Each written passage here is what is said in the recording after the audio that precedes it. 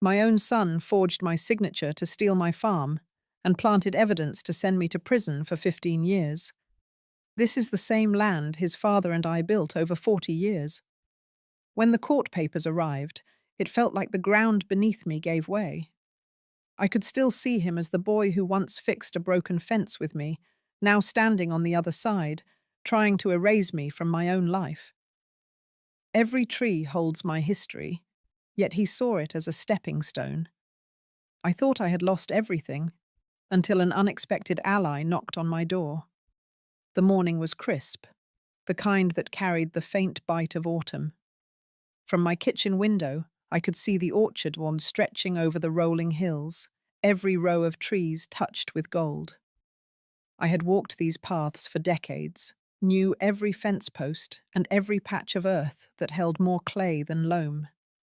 My boots crunched over the frosted grass as I made my way to the barn, where the hum of the cider press was already steady. The scent of crushed apples filled the air, sweet and sharp all at once. Keaton Orchard had been my world since my husband passed. We started with barely 40 acres, and over the years, we worked it into the 110 acres it is now. Every fence, every trellis, every grafted limb bore the mark of our labor. It had survived storms, market slumps, and lean harvests. This season looked good. The fruit was strong, the contracts were set, and the books told me we could close the year in the black. For a farmer, that is a quiet victory worth savoring. My phone sat on the counter inside the barn. It had been buzzing all morning. I tried to keep mornings for the work itself, not the noise that comes from outside these hills. But when I saw Gavin's name, I picked it up. My son's calls were never casual. His voice carried a brightness that felt practiced, like he had rehearsed the opening lines. He asked about the harvest, the equipment, even the weather. I knew there was more coming. Then it came. He spoke about Harvest Halo, his business, like it was on the edge of something big. He talked of investors, expansion, the perfect timing for growth. And then he shifted to the orchard, speaking of it like it was a number in a ledger rather than the soil that raised him. Selling, he said, could give his company the momentum it needed. He made it sound like a logical step, like it was in my interest as much as his. I stood by the press, watching the stream of cider fill the tank. I told him steady and clear that the orchard was not for sale. I had said it before, and I meant it. There was a pause. He said he understood, but his tone carried an edge, the kind that slips in when someone believes they know better. He mentioned Sloane, his wife, and how she believed this was an opportunity I would regret passing up. I could almost see her in the background, poised and sure of herself, guiding his words. After the call ended, the barn felt quieter than before. I stepped outside, letting the cold air hit my face. The orchard stretched wide before me, rows of trees standing in neat formation, the fruit catching the first light. I thought about when Gavin was younger, before ambition hardened his voice. There was a time he had stood beside me, helping mend a broken fence after a storm, laughing when the post tilted the wrong way. That boy felt far away now. As I walked the rows, I couldn't shake the heaviness in my chest. It was not anger yet. It was the quiet ache that comes when you realize someone you love sees what you've built, not as a legacy, but as a stepping stone. This land held our history. Every root, every stone fence, every worn path was part of a story that went deeper than profit margins. I returned to the barn and wrote down the press numbers in the ledger. The cider flowed on, steady as always, the rhythm of the work untouched by the conversation that had just unsettled me. Still, I knew what I felt that morning was not going to fade. It was the first small crack in something I had believed unshakable. If you have ever stood in the middle of what you spent your life protecting and felt it slipping towards someone else's hands, you understand. That morning was only the beginning, though I didn't want to admit it. Some storms don't arrive with thunder. They start with a single conversation, quiet but sharp enough to cut through the calm. And when they do, you either brace yourself or get swept away. I knew I had to be ready. Gavin pulled in just after lunch with Sloane in the passenger seat, both of them dressed as if a camera might be waiting at the end of the driveway. He carried a slim laptop case and a folder with colour tabs. She carried a bakery box and a smile that looked perfectly measured. I met them on the porch and led them to the big table by the kitchen window, where the light was clean and the view of the lower rows stretched all the way to the creek. They did not ask for a tour. Gavin said he wanted to show me Harvest Halo. He set the laptop down and opened a deck filled with neat blue charts and soft green icons. The first slide named a problem. Small farms struggled with market access. Shoppers wanted traceable food. Distribution costs ate the margins. He tapped through slides at a practiced pace. A grid of city neighborhoods. An arrowed map of cold chain routes. A timeline stacked in weeks, not seasons. I could tell he had done this talk more than once. Sloane placed the bakery box near my elbow and said she admired the orchard more than any she had seen, that the story of a widow building a 110-acre operation was the kind of authenticity people were hungry for. Her voice had a gentle warmth. While she spoke, she and Gavin traded quick looks, as if checking off beats they had rehearsed. Her praise was not careless. It landed in places where pride and fatigue lived together. Gavin moved to the money slide. Comparable land sales in the county, conservative and stretch valuations, a column that translated acres into launch capital. He said a sale or structured transfer could fund a small warehouse lease, a fleet of refrigerated vans, and the software build. He framed it as a partnership that would lift everyone. The word family sat in the air like a signpost. Another slide showed a mock brand rollout. Sloane described short films that would follow a bottle from blossom to doorstep. She pointed to a header that used our last name in a serif font and a soft cream background, then to a photo of my hands lifting a crate. She said my presence gave the brand its moral center. She said I would not need to work the long days anymore. I could speak at openings, cut ribbons, host a seasonal tasting. She made it sound like rest dressed up as honor. I asked how operations here would change, and Sloane glided to a page titled Transition. The cider house could be repurposed into a flagship vendor space. The tanks might stay as visual storytelling. The back acreage could host a compact processing hub, while the front rows remained as a photogenic buffer. Gavin added that permitting windows were opening in the spring, so momentum now mattered. They moved with precision. When Sloane sensed I was weighing the words, she softened the room with a memory of her grandmother saving a diner by pivoting to breakfast service. When Gavin felt the energy dip, he nudged the numbers forward. He did not say, sell outright. He said, unlock value. He did not say, mortgage. He said, strategic leverage. Every phrase had been scrubbed until the edges rounded off. I kept notes on a small pad and watched the orchard through the window. A hawk turned above the lower pasture. The bare branches caught the light along the ridge. This land had never fit into the language of decks. It spoke in seasons and in work done at the right hour. Still, I listened. I wanted to hear if there was anything beneath the polish that understood what it costs to keep a place alive through the dull years.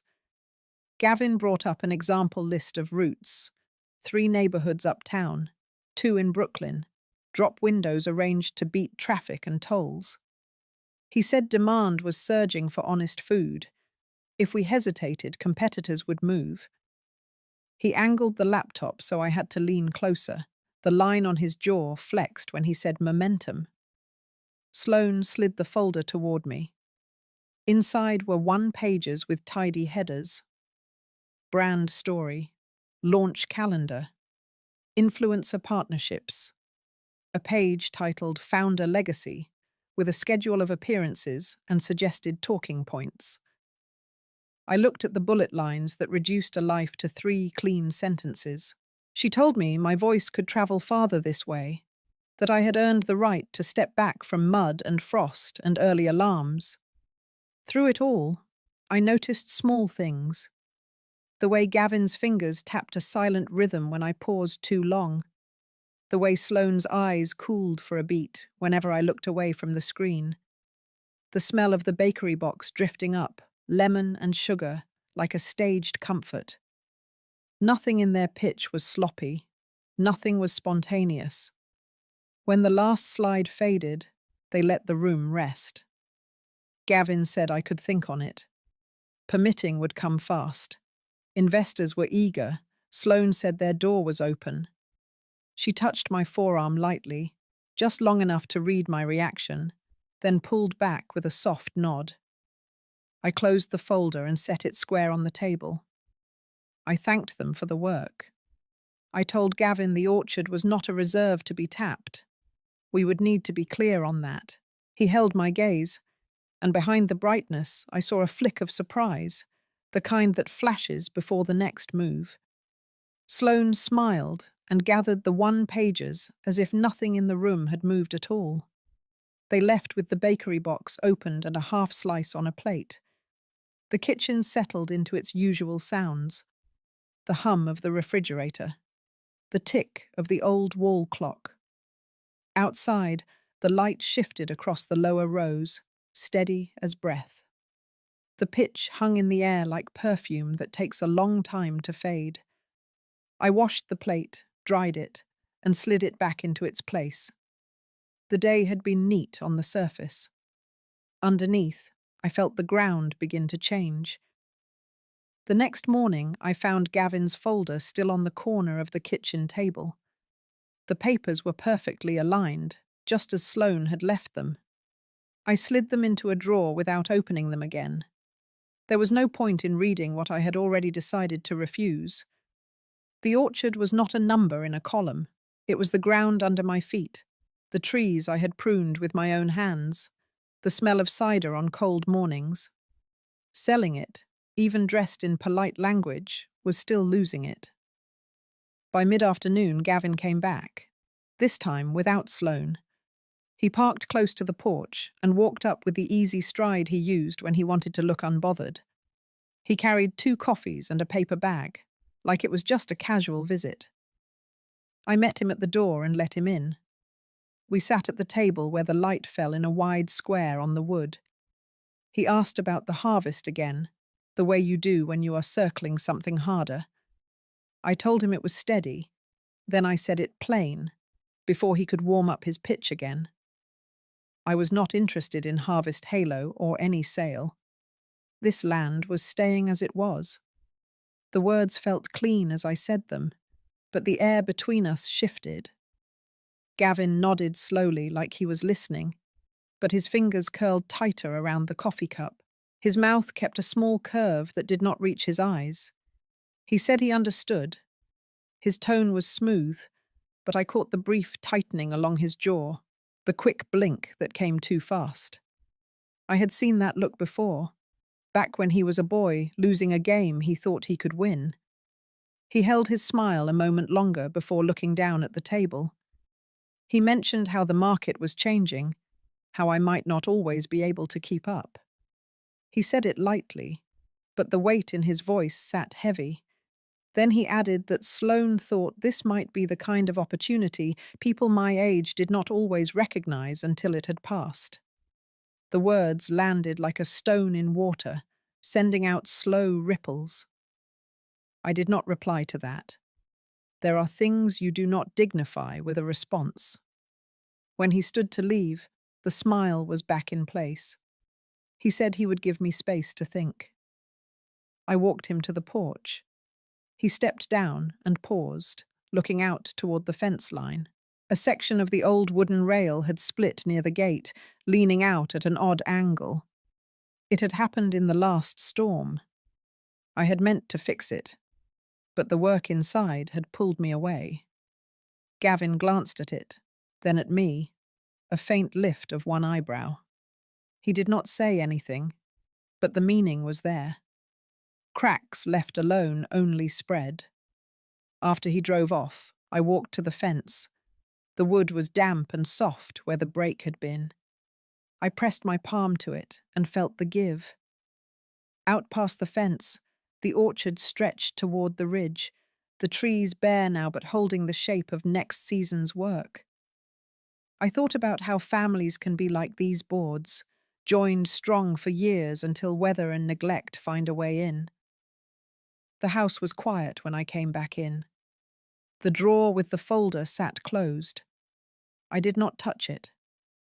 I made tea, sat in the old chair by the window, and watched the light change over the lower rows. Gavin's words stayed with me, not for their sharpness, but for what they revealed. He was not just making a business offer. He was measuring me, testing where the weak points were. I could feel the distance between us widening, even as we spoke in the same room. Outside, a gust of wind rattled the loose section of fence. The sound was small, but it carried. I knew then that this was more than one conversation. It was the start of a slow, deliberate push. And I understood that the first real crack had already formed, not in the fence, but here, between us. By the following week, the orchard had settled back into its rhythm, but I knew better than to believe calm would last. On Thursday morning, Gavin's truck pulled into the gravel drive, and this time Sloane stepped out with him. She wore a deep green coat, the kind that made her stand out against the muted colours of the season, and carried a leather folio tucked under her arm. Gavin followed a step behind, his hands in his jacket pockets, his smile deliberate. They came into the kitchen without waiting for me to invite them, setting their things on the table as if it were already theirs. Sloane began pulling glossy mock-ups and printed pages from the folio, laying them out in a neat fan. She talked as she worked, her voice smooth, measured, as if she were telling me a story instead of pitching a deal. She described Harvest Halo as a movement, not just a business. There were photographs of tasting rooms with brushed steel accents, shelves lined with uniform bottles, and groups of young professionals holding cider glasses high under strings of lights. I stayed standing by the counter, arms folded. Gavin leaned forward over the table, pointing to one of the images. He said this was what the orchard could be, a brand people would travel for. Sloane glanced at him briefly, her eyes sharp but her smile unwavering. She told me that in markets like New York and Boston, the story of a family orchard reinventing itself could drive demand for years. She made it sound like inevitability, not possibility. Then Gavin cut in, his voice lighter than his words. He said the truth was that I was letting the property sleep. He told me the land had more potential than I was willing to see. I could hear the faint scrape of his wedding ring against the tabletop as he tapped one of the charts for emphasis. I had heard that tone before, the one that slid from persuasion into quiet reproach. I told them the same thing I had told Gavin on the phone, and again in person. The orchard was not for sale, and it was not up for reinvention. I reminded them that every tree, every barrel, every inch of fence had been maintained by hand, and that its value was not just in what it could earn. Sloane nodded politely as though she understood, but her fingers gathered the papers slowly, her gaze drifting to the window as if already thinking ahead to the next move. Gavin's smile stayed in place, but the lines around his mouth tightened. He said he respected my decision, but there was a weight to the way he spoke, a suggestion that this conversation was far from over. As they packed up, Sloane tucked one page back into the folio more carefully than the rest. I caught a glimpse of it before it disappeared. A map of the orchard marked with coloured zones, numbers printed along the edges. It was not the kind of document you make for a first meeting. They left without a handshake, just the faint scent of Sloane's perfume lingering in the air. I watched from the window as they walked to the truck. Gavin opened the driver's door, but Sloane paused, her hand resting briefly on his arm. Whatever she said, it made him glance back toward the house before getting in. When the sound of their engine faded, I sat at the table and stared at the space where the papers had been. The images were gone, but the impression they left remained. They had come with more than a proposal this time. They had come with a vision that had no room for the life I had built here. I went outside, walking the path toward the northern edge of the property. The wind was colder than it had been the week before, carrying the scent of damp earth. I reached the old section of fence where the boards leaned, one post cracked at the base. It had been like that for a while, but today it looked different. Less like a minor repair waiting for my attention, more like a sign of something shifting. I touched the wood, feeling the grain rough beneath my palm. A fence is meant to keep what is inside safe and what is outside at bay. But a weak point, even a small one, can invite a breach. As I turned back toward the house, I felt the weight of that thought settle in. The orchard had always been my shield, my anchor. Now it felt like someone was looking for the exact spot where it could be undone. The first snow of the season came early that year, just a thin layer dusting the orchard, but enough to make the branches bow and the paths crunch underfoot. I was stacking wood by the back porch when I heard the crunch of tires on gravel. Gavin's SUV rolled to a stop, the engine cutting off but the heat still ghosting from under the hood. He stepped out alone this time, no Sloane at his side, and for a brief second I thought maybe this was a truce. He came up the steps with a paper coffee cup in one hand, his smile too quick to be easy. Inside, he sat at the kitchen table without asking, looking around as if measuring the place. We talked about the weather for all of 30 seconds before he shifted the conversation, his words sliding back to the orchard. He didn't bother with pictures or charts this time. Instead, he leaned in and told me plainly that holding on to the property as it was made no sense. He talked about market downturns, rising costs, and how age made certain decisions harder, not easier. The words stung, not because I hadn't heard them before, but because they came from him. I told him my mind was unchanged. The orchard wasn't a dormant asset to be unlocked. It was my life's work. Gavin didn't argue right away. He just looked at me with a faint tilt of his head, as if he were studying something he couldn't quite recognize anymore. Then he said, almost lightly, that people lose perspective when they've been in one place too long, that sometimes it takes someone younger to see what is really possible. For a moment, the room felt smaller. I remembered the day his father died, how Gavin had stood in this same kitchen, shoulders tight, trying not to cry. I had promised him then that I would keep the orchard strong, that he would always have a place here if he needed it. That memory brushed against the edge of this moment, and the contrast made my chest ache. I told him he was free to build whatever future he wanted, but not on the ground his father and I had kept for decades. The shift in his face was subtle but sharp.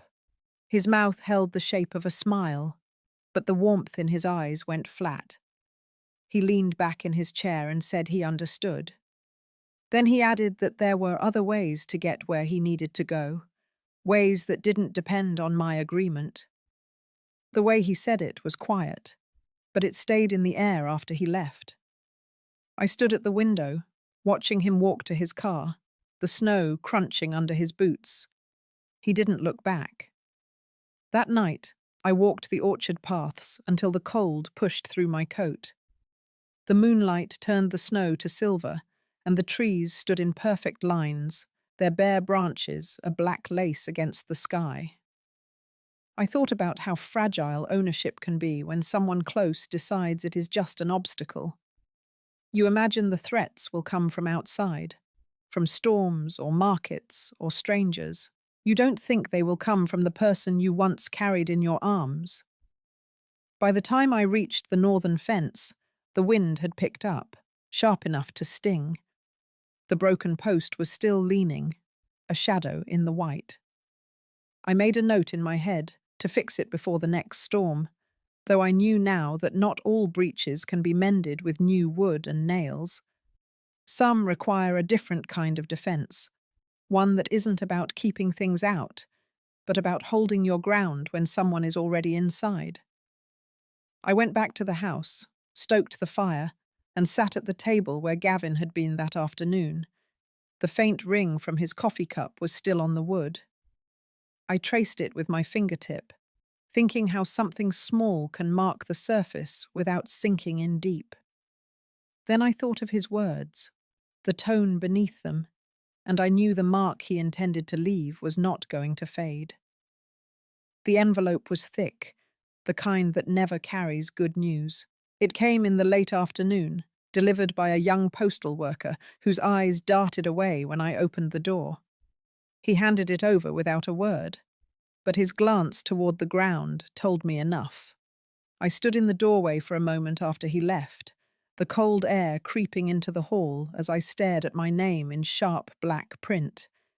Inside, the papers smelled faintly of ink and something chemical, like they had been rushed off a copy machine. The first page carried the seal of the county court. My name was listed as the defendant in a civil complaint, the charges laid out in rigid legal language. There were accusations of environmental violations, claims that my orchard was contaminating a nearby water source. Attached were copies of alleged loan agreements with my signature, only I knew I had never signed them. I sat at the kitchen table, my hand tightening around each page as I read.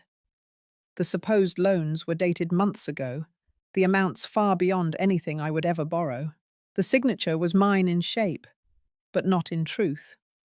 I had signed my name thousands of times in my life, and I knew exactly where the ink should flow, where the pen naturally lifted.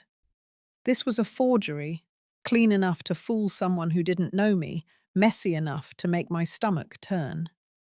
The environmental claims came next. There were photographs of rusted drums half buried near the edge of the property, the kind of images that speak louder than any denial. I knew those drums weren't mine. I knew every corner of this land, and nothing like that had been there last week. It was the kind of setup you only see when someone wants you out completely, not just pressured into selling. The weight of it pressed down on my chest. Accusations like these didn't just threaten the orchard. They threatened me personally. Fines could be crushing, but the bigger fear was the whisper of criminal charges buried in the language. 15 years in prison. That was the maximum penalty mentioned in one section. The thought of it sat in my mind like ice. I read the documents again, this time slower, forcing myself to look for patterns. The loans were supposedly issued by a lending company I didn't recognize. The signature of the notary was one I had never seen before. The complaint named the company as a co-plaintiff, alongside an environmental watchdog group I had never had contact with. It felt orchestrated, too clean to be coincidence. By the time I finished, the light outside had faded into the dim grey of early evening. The fire in the stove had burned low, but I didn't get up to tend it. My thoughts kept circling back to the same place. This was not a random attack. Someone had laid groundwork, step by step, knowing exactly where to hit. And I couldn't ignore the timing. It came on the heels of my last conversation with Gavin, his thinly veiled warning about other ways to move forward. I placed the papers in a neat stack and set them at the center of the table. For a long moment, I just sat there, letting the silence settle. It wasn't fear that filled me then. It was something heavier, something slower, a deep awareness that I had crossed from uneasy disagreements into open conflict. When I finally rose, I moved through the house checking the locks, not because I thought someone was coming tonight, but because it steadied me to secure what I could. In the mudroom, my boots waited by the door. I pulled them on and stepped outside. The cold bit at my cheeks as I walked toward the edge of the property, toward the place where the photographs claimed the barrels sat. The moon was low, casting pale light across the snow. At the northern fence line, I saw the ground disturbed. The soil churned as if something had been dragged and half buried. And there they were, two metal drums, their sides mottled with rust. The sight made my throat tighten. Whoever had done this hadn't just wanted to frame me, they wanted to make it stick. I stood there for a long time, my breath hanging in the air. The orchard lay quiet behind me, the trees stretching in patient rows. In that stillness, a thought rooted itself. I was no longer just defending a business or a piece of land. I was defending my name, my life, and the years of work that no one could give back. When I turned toward the house, the cold felt sharper, but so did my resolve. Whatever was coming, I would not meet it with my hands open in surrender. The knock came just after noon, sharp and deliberate. I had been in the kitchen, the court papers still spread out on the table from the night before. When I opened the door, Gavin stood there with Sloane beside him, both holding paper bags that smelled faintly of roast chicken and bread. They wore the same expressions I had seen on them at holidays, polite, a little too careful, as if bracing for a reaction. Gavin stepped inside without waiting, setting the bags down on the counter like it was his kitchen. Sloane followed, placing a glass dish covered in foil on the stove. She made small remarks about how tired I must be, how the weather had turned colder than expected. It was a performance, the kind you rehearse when you need the other person to feel like you are here to help. I stayed by the doorway, watching them move around my space. Gavin reached into his coat pocket and pulled out a slim manila envelope. He slid it across the table toward me, his eyes steady.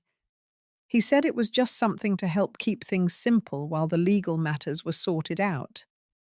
His voice was calm, but the way his hand lingered on the edge of the envelope made it clear he expected me to open it right then. Inside was a single-page document, printed on crisp letterhead. The language was legal and clean, an authorization for him to act as my representative in all pending matters regarding the orchard, a power of attorney. His name sat in the line where mine should have been, waiting only for my signature. Sloane spoke before I could respond. She told me that these legal issues could drag on for months, maybe years, and that this would allow Gavin to make fast decisions, avoid delays, and keep the orchard from falling into more trouble. Her tone was warm, almost gentle, but her eyes stayed fixed on me like she was measuring every breath I took. I didn't touch the pen Gavin had set next to the paper. My hands stayed in my lap as I asked what would happen if I didn't sign. Gavin's mouth curved, not into a smile but something close, an expression meant to look harmless but carrying an edge I knew well. He said it would just mean more stress for me, more time wasted, and less chance of a good outcome. The smell of the roast chicken filled the kitchen, rich and heavy. It made the moment feel almost surreal, like we were sitting down to Sunday dinner while an entirely different conversation ran underneath. I thought of the years Gavin had lived here after college, working the orchard with me during harvests, calling it our land when he spoke to friends.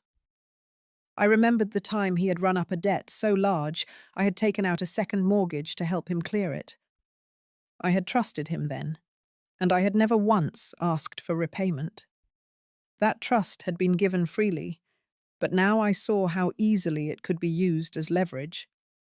Sloane leaned forward, her manicured hand resting lightly on the paper, as if to guide my eyes back to it. She said she and Gavin had been talking to people who could resolve the environmental accusations quickly, but only if the orchard's ownership and management were made clear in the records. She let the implication hang between us. I sat still, my gaze moving from the paper to their faces. I could feel the shape of the moment, the quiet trap, dressed in the language of help. Signing would give them control, not just over the orchard, but over every decision tied to it. I pushed the document back toward Gavin, slow enough that it could not be mistaken for anything but refusal. His fingers tightened slightly as he took it. The brightness in his expression faded, leaving his face blank, but I caught the flicker of something sharp in his eyes. Sloane gathered the bags and the dish, saying they would leave the food for me. Her voice stayed smooth, but her movements were quicker now, less measured. Gavin said nothing else as they headed to the door. From the window above the sink, I watched them walk down the path toward their car. Just before they reached it, Sloane turned toward Gavin. I couldn't hear the words, but I saw her shoulders stiffen, her hand cutting through the air as she spoke. Gavin's reply was short, and then he opened the car door without looking at her. I stood there until the sound of the engine faded down the road. The kitchen felt colder, the smell of chicken no longer inviting but clinging, like the memory of a conversation you cannot shake. I gathered the untouched bags and placed them in the fridge, not because I wanted them, but because I could not yet bring myself to throw them out. The envelope, now empty, lay on the table. I folded it in half and set it aside, a reminder of how close they were willing to stand to take what was mine. I woke the next morning to a sky the color of tin, the kind that makes you pull your sweater tighter before you even step outside. The night had been restless. Every time I closed my eyes, I saw that manila envelope sliding across the table, Sloane's hand hovering like a shadow over mine. It had been more than an offer. It was a warning, and I knew it. I walked the length of the orchard just after sunrise. The frost still clung to the edges of the grass, and the air smelled faintly of apples that had fallen and begun to soften on the ground. I found myself looking at the property in pieces, the fence lines, the old barn, the irrigation pumps, wondering what each was worth to someone who didn't care about the history here. It made me feel both protective and unsettled, as though I were standing watch over something under siege. By mid-morning, I saw their SUV pull up at the end of the drive. This time, they didn't bother with the bags of food or polite pretense. Gavin stepped out first, his stride clipped, his face unreadable. Sloane followed, her coat pulled tight, her gaze sweeping the property before settling on me. They didn't ask to come in. We stood on the porch, the cold air sharpening the distance between us. Gavin spoke first, saying they understood I needed time to think. His voice was even, but the way he shifted his weight told me he was holding something back. Sloane nodded along, though her eyes kept moving, scanning for something she could use. I told them there was nothing to think about. My answer was the same as it had been from the start. Gavin's jaw tightened, but he smiled like we were just having a difference of opinion over something small. Then he asked if I realized how bad the situation could get. I could see the tension in the line of his neck, the way he swallowed before speaking again. Sloane stayed quiet until Gavin turned to go. Then she stepped forward, her voice low and smooth, reminding me how much she and Gavin had invested in this new venture. She said it would be a shame if I let the orchard become the reason they lost everything. The way she said it that carried more weight than the words themselves. They started down the path toward the car, and I thought that was the end of it. But halfway there, Gavin stopped. He said something to Sloane, and she spun toward him, her face tightening. I couldn't make out the words, but her hands moved sharply, cutting through the air like punctuation. He shook his head once, then kept walking. From where I stood, I could see the space between them widen as they reached the car. Sloane hesitated before getting in, standing for a moment like she was deciding whether to follow him or turn back toward me. In the end, she slid into the passenger seat without another glance. When they drove away, I stayed on the porch, trying to piece together what I had just seen. It wasn't the united front they had shown before. There were cracks, faint but there, and I knew enough about pressure to know that cracks have a way of spreading. I went back inside and sat at the table. The empty envelope from the day before was still there, folded in half. I turned it over in my hands, thinking about the look on Gavin's face when I pushed it back toward him. It wasn't just frustration, it was calculation, the kind of look that meant he was already working on the next move. The rest of the day passed in fits and starts. I tried to lose myself in work, but every sound, the phone ringing, a car passing on the road, set me on edge. The orchard had always been a place of steadiness, of predictable rhythms. Now it felt like I was standing on ground that could shift under me without warning. That night, as I locked up, I caught sight of my reflection in the kitchen window. I looked tired, but there was something else too, a firmness in my expression I hadn't seen in a while. They could circle me, press me, try to push me into a corner. But as long as I had my footing, I wasn't going to give them what they wanted. The frost would be heavier by morning. I would walk the orchard again, make my rounds, and keep the routines that had carried me this far. But now, I was watching more closely. The cracks between them were real, and if I was patient, I might just be able to use them. It was late afternoon when I heard the crunch of tires on the gravel drive. For a moment, my chest tightened, expecting the familiar black SUV, but instead, a dusty blue sedan came into view. The door opened, and out stepped Maggie Harper. She looked almost the same as she had the last time I saw her, shoulders squared, a streak of silver in her hair, and that deliberate way of walking like she was always arriving with a plan. We had known each other since before my marriage. Maggie had gone on to work for a respected law firm in town, and though our paths had drifted over the years, there had never been any bad blood. I had called her that morning after waking with the uneasy sense that I was running out of time and allies. She hadn't asked for details over the phone, only said she would stop by after work. She stepped into the kitchen and set her leather bag on the table. No small talk. She reached inside, pulled out a notepad, and said she needed to hear everything from the beginning. Dates, names, copies of whatever I had. I told her about the sudden push from Gavin and Sloane, the papers they brought, the strange hints about financial trouble, and then the letter from the court about a loan I had never taken. When I slid the envelope toward her, she adjusted her glasses and began reading, her pen moving quickly across the page. She asked how Gavin might have gotten access to my personal documents. I told her about the times he had stayed here while I was away at produce fairs or visiting friends, and the way he had always known where I kept things. Maggie didn't look surprised.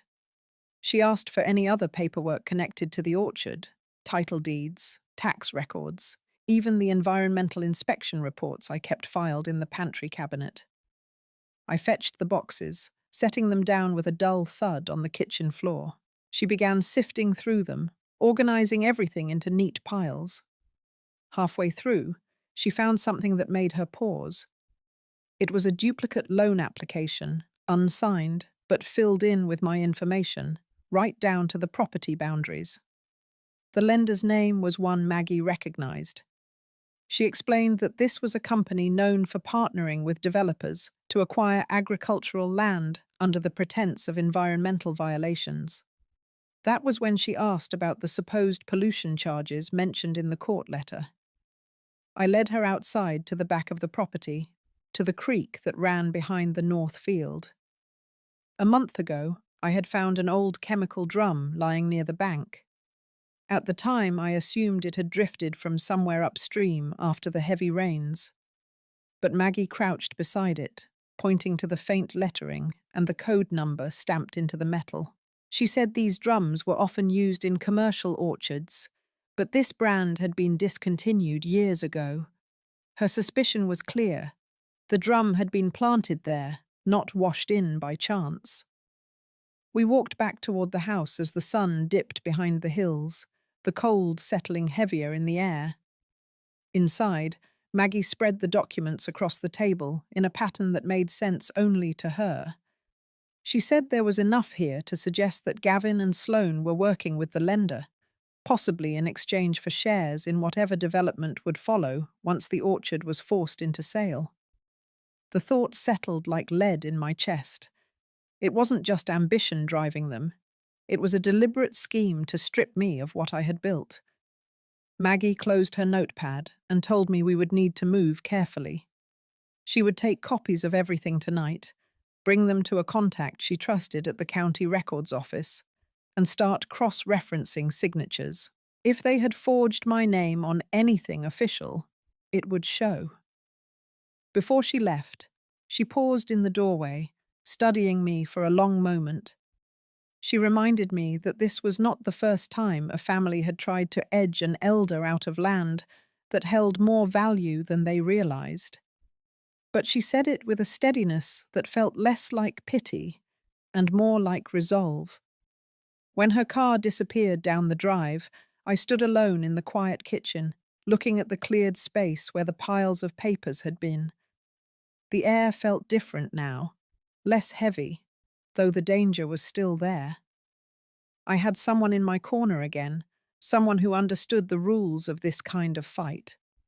For the first time in weeks, I felt the smallest shift inside me, as though a door I thought was locked had cracked open just enough to let the light in. 2 days later, Maggie returned with a folder so thick it barely fit into her bag. She didn't bother sitting down before pulling out the first set of documents. Photocopies of email chains, some between Gavin and the lender, others between Sloane and an environmental consultant whose name neither of us recognized. The dates lined up exactly with the sudden appearance of that chemical drum by the creek. One email caught my eye immediately. Sloane had written about accelerating the case for violation and mentioned that the lender was prepared to move as soon as the property owner signs off or is removed through legal process. Her words were clinical, but the intent was unmistakable. Maggie explained that her contact at the county records office had also found a forged authorization form in the lender's archive. The signature was a poor imitation of mine, but close enough to pass unless someone looked closely. That document gave the lender permission to conduct soil testing without my consent. The results from those tests were then used to claim the orchard posed a contamination risk. I sat back, the weight of it settling in. This wasn't just greed anymore. It was a calculated dismantling of my life's work. Maggie wasn't finished. She handed me a printed photo, grainy, but clear enough to recognize Sloane's profile. She was standing beside the creek, phone to her ear, while a man unloaded something from the back of a pickup truck. In the bed of the truck were 2 more drums, identical to the one we had found. The next set of papers were bank records, showing transfers from a business account linked to Gavin into a holding company that the lender used for payouts. The amounts matched the timeline of each legal step taken against me. Maggie believed these payments were kickbacks, a way to ensure Gavin and Sloane profited regardless of the orchard's fate. She laid everything out on the table in a precise order, almost like a map. Emails, financial records, photos, and the forged signature. It was a trail, one that led straight back to them. We spent the next few hours piecing together the sequence.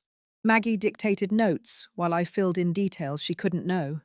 Days when Gavin had stopped by unexpectedly, strange phone calls from numbers I didn't recognize, or times I had noticed Sloane taking photos around the property without explanation. When she was satisfied, Maggie said the evidence was strong enough to present to both the county prosecutor and the state's agricultural commission. But she also warned me that once this moved forward, Gavin and Sloane would know they had been exposed. They might try to spin the story, or worse, escalate their pressure on me. I thought about the way Gavin had looked at me during our last meeting, polite on the surface, but with something sharper underneath. I knew there would be no coming back from this, no return to a civil relationship. That realization sat heavy, but it didn't make me hesitate. The next morning we drove into town. Maggie carried the folder into the prosecutor's office herself. I waited in the hallway, the smell of coffee and old carpet settling around me while she met with him.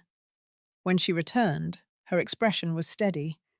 He had taken the file, promised to review it immediately, and said he would be in touch within the week. From there, we went to the office of a local reporter Maggie trusted. She explained that public exposure could keep the process honest, make it harder for anyone to quietly make the case disappear. The reporter listened carefully, flipping through the pages, asking only for clarification on a few points. She said she would start digging into the lender's past deals and the consultant's record. By the time we drove back to the orchard, the winter light was fading, the hills deepening into shadow. The wind had picked up, rattling the loose boards on the old shed. I stood on the porch as Maggie's car pulled away, the sound of the engine fading down the road. Inside, I gathered the ledgers and farm records, stacking them neatly on the desk in my office. It struck me that this was the first time in weeks I felt some measure of control, not certainty. There was still a long road ahead, but control. I wasn't just reacting anymore. I was moving forward, step by deliberate step. That night, as I locked the front door, I glanced toward the orchard. Even in the dark, the shapes of the trees were familiar, grounding. They had weathered storms before. Now it was my turn to do the same. 3 days after we left the prosecutor's office, the first ripple hit. A local news station aired a segment about environmental sabotage tied to predatory land acquisition. They didn't name me, but the aerial shots of the orchard left little doubt. By the end of the broadcast, my phone was lit with calls I had no intention of answering. That night, I sat at the kitchen table with a single lamp burning, the stack of documents Maggie had left for me spread out in neat rows. Every page felt heavier than paper should, as if the weight of truth could be measured. The prosecutor had confirmed the case was moving forward. The Agricultural Commission had also opened its own inquiry.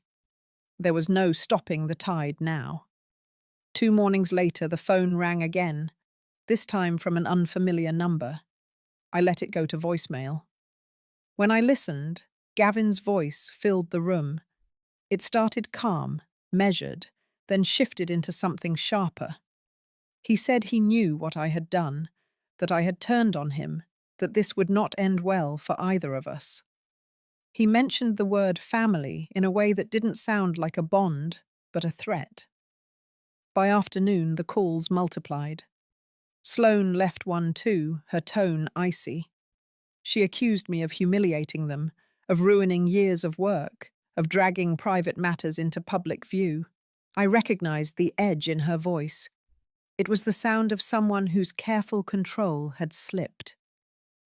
That evening, Maggie came by. She had been contacted by the prosecutor's office. Gavin had been served with a summons, and so had Sloane. The charges included fraud, forgery, and conspiracy to commit environmental violations. Maggie warned me that the coming weeks would be noisy, statements to the press, lawyers trying to twist the story, and plenty of attempts to paint me as unreasonable. I nodded, already knowing this fight had moved beyond the orchard. It wasn't just about land anymore, it was about making sure the truth stayed visible, no matter how hard they tried to bury it. 2 days later, the local paper ran a front-page story. This time, my name was there. They outlined the case, printed excerpts from the emails, and showed one of the photographs Maggie had found. the one with Sloane by the truck at the creek. The reaction was immediate. Neighbors stopped by, some with quiet words of support, others with cautious curiosity. Late in the afternoon, as I was closing up the cider house, a black sedan pulled into the drive. Gavin stepped out, dressed sharply, but his face carried a tightness I hadn't seen before. He walked toward me slowly, as if weighing each step. When he spoke, his voice was low, deliberate. He said he never wanted it to come to this, that I could still fix things if I stopped pushing. He hinted that the charges could disappear if I signed over controlling interest in the orchard. His eyes didn't match his words. They were restless, calculating. I told him it was too late. Not in anger, but in the same steady tone I used when pruning a tree past saving. His jaw tightened. He looked past me, toward the orchard, then back again. Without another word, he turned and left, the car's tires crunching over the gravel until the sound faded completely. That night, I didn't sleep much. I sat by the window, watching the bare branches shift in the wind. It struck me how easily the lines between love, loyalty, and ownership can blur, how quickly they can be rewritten when greed takes root. The next morning, Maggie called with news. The prosecutor had filed a motion to freeze the holding company accounts linked to Gavin and Sloane.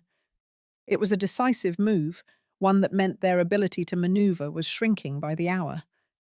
I went out to the orchard after that. The air was cold, the ground firm under my boots.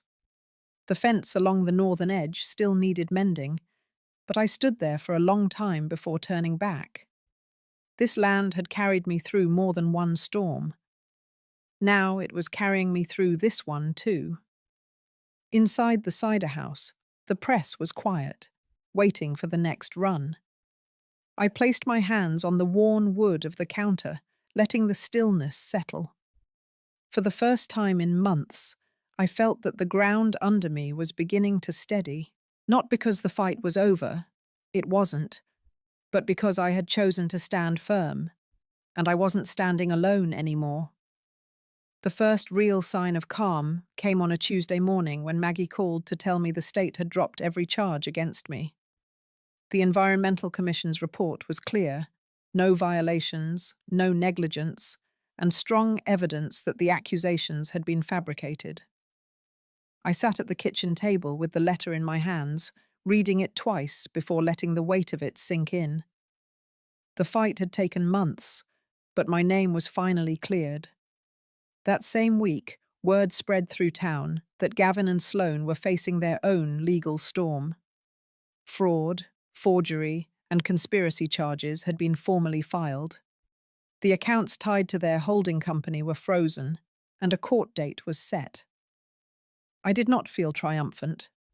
The truth had surfaced, but it carried no joy in seeing my own son in this position. Some damage cannot be undone. Still, the orchard was mine again, without question. I walked the rows that afternoon, boots sinking slightly into the thawing ground. The winter light lay soft across the bare branches. There was quiet in the air, not the uneasy kind, but the kind that comes when something heavy has finally been set down. The northern fence had been repaired a few days earlier. Maggie had shown up with tools and insisted on helping. We worked side by side without much talking, but when we finished, we stood back and looked at the straight, sturdy line. It felt like more than just wood and wire. It was a boundary made solid again. Over the next week, I turned my attention to the future. I met with the local conservation board and began the process of placing the orchard under a protective trust. The land would stay intact for as long as it stood, safe from developers and speculators. At the same time, I started drafting plans for a water preservation fund for the valley, using a portion of the orchard's seasonal profits. Maggie agreed to serve as one of the trustees. It was not about erasing what had happened. The betrayal was still a part of my story. and so was the loss of trust. But I would not let it be the final word. This land had been built from years of labor and care, and now it would stand for something larger than my own lifetime. One afternoon, I stood with Maggie on the porch, mugs of cider warming our hands. From there, the view stretched over the orchard and down to the creek. The repaired fence caught the last of the sunlight. Maggie smiled slightly and said it looked like the place was breathing again. I told her maybe we both were.